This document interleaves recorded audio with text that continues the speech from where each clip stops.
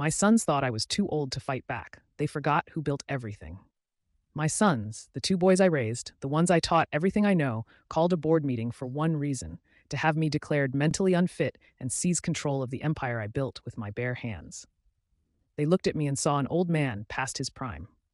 What they forgot is that I'm the one who taught them how to play the game, and I was about to teach them their final, most expensive lesson. It started with whispers, the kind you're meant to overhear. My sons, Mark and David, huddled in office corners, falling silent the moment I walked in. Then came the condescending questions. Dad, are you sure you should be driving home this late? Or Dad, why don't you let us handle the quarterly reports, just to take a load off? I'm 72, not senile. I built Sterling Industries from a one-room workshop in a rented garage into a multi-million-dollar corporation. I know every nut, bolt, and balance sheet in this place because I put them there myself. I admit I raised them to be sharks. I wanted them to be ambitious. I sent them to the best business schools, handed them cushy executive jobs, and taught them every secret I knew about this industry. I thought I was building a dynasty, a legacy to carry the Sterling name for generations. What a fool I was. I wasn't building a dynasty. I was just fattening up vultures who were waiting for me to drop dead. The moment the whispers became a declaration of war came on a Tuesday. My assistant, a loyal woman who's been with me for 30 years, told me Mark and David had called a family meeting.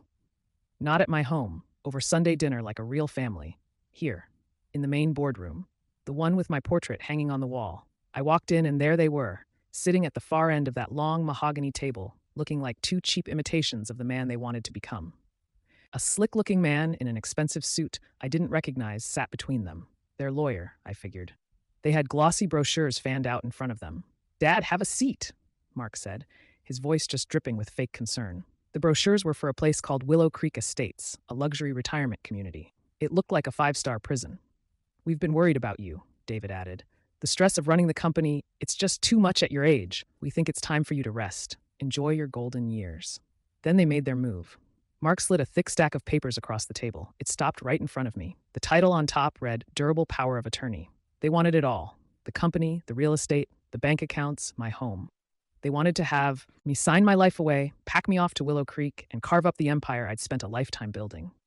The shock felt like a punch to the gut. It wasn't the betrayal that hurt most. It was the cold, clinical dismissal in their eyes. They weren't looking at their father. They were looking at an obstacle.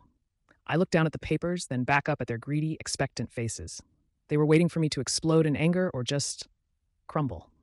I did neither. I let out a long, slow breath, pretending to be tired and overwhelmed. This is a lot to take in, I said, letting my voice tremble just a little. I need some time. I need to think. Mark and David shared a look of triumphant pity. Perfect. The old man was folding. Of course, Dad, Mark said. Take all the time you need. We'll revisit this next week.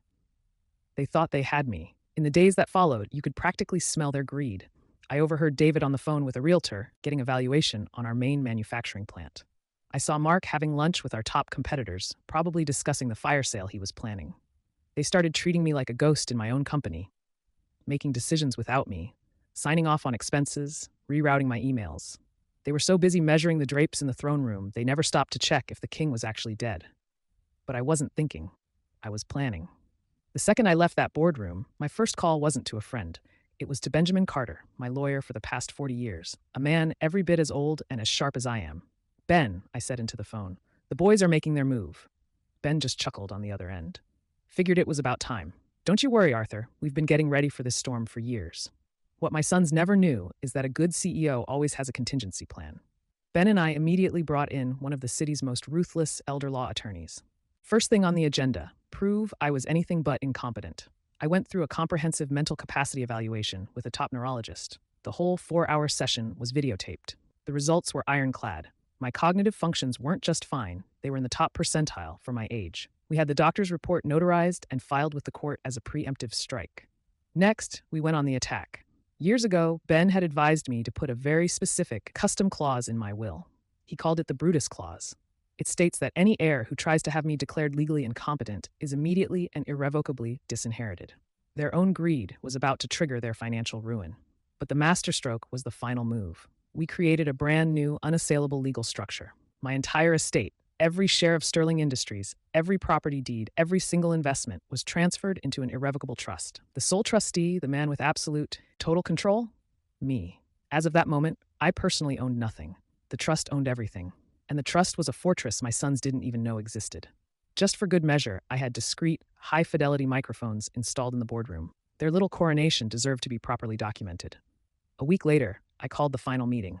They strutted in, beaming, their lawyer right behind them, all of them smelling blood in the water. They saw the old, defeated lion coming to surrender his kingdom. They were about to learn that an old lion is still a lion. I let them get comfortable. Before we get to your paperwork, I started, my voice perfectly calm and steady. I think it's important we remember how we all got here. I looked each of them right in the eye. I remember laying the foundation for the house you grew up in with my own 2 hands. I remember working night shifts at a steel mill to pay for your college degrees, so you'd never have to know that kind of exhaustion. I remember the day I opened our first workshop, the smell of grease and ambition. I built this, all of it. Mark just waved his hand dismissively. Dad, we don't have time for your sentimental stories. You've lost it. Just sign the papers. It's for your own good. My stories? I said, a cold smile spreading across my face. Fine, let's listen to your stories instead. I gave Ben a nod. He pressed a button on a small remote. Their own voices suddenly filled the boardroom, captured in perfect clarity. Mark's voice. Once he's in the home, we sell off the manufacturing division first. It's a dinosaur. Then David's. The realtor said we can get at least $8 million for the downtown properties. The old man won't even know what's happening. They just sat there, frozen, their smug faces turning to ashen horror. Their lawyer was the first to recover. This is outrageous. These recordings are inadmissible, he blustered, and irrelevant. My clients are acting out of concern for their father's deteriorating mental state. We have here, he announced, pulling out a document with a flourish, a letter from a respected geriatric specialist, Dr. Alistair Finch, confirming Mr. Sterling is suffering from significant cognitive decline. Mark smirked, getting some of his nerve back. It's over, Dad. We have a doctor's word for it. I almost laughed out loud. A forged doctor's note? That's your big move? I nodded to Ben again. My lawyer slid a folder across the table. That's my full, 4-hour videotaped mental capacity evaluation from last week. It says I'm sharper than both of you put together. And this, he added, sliding over a second document, is a sworn affidavit from the real Dr. Finch, stating he has never met you, has never met me, and that his signature has been forged, which is a felony, by the way. The room went dead silent. All the color drained from their faces. And now, I said, standing up to my full height, for the final lesson. Ben, if you would. Ben explained it all in simple, brutal terms.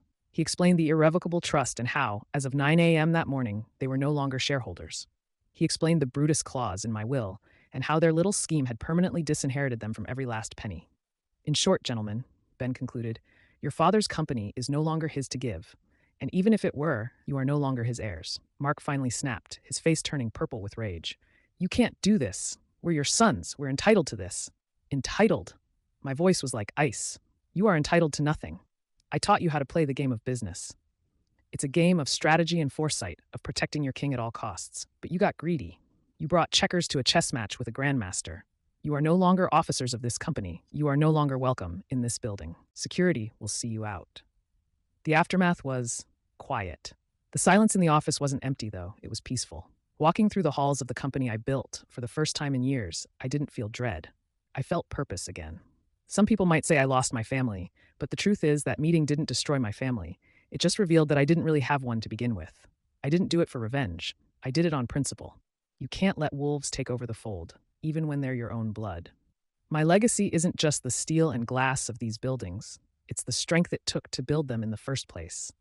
They thought I was too old to fight back because they forgot who laid the first brick.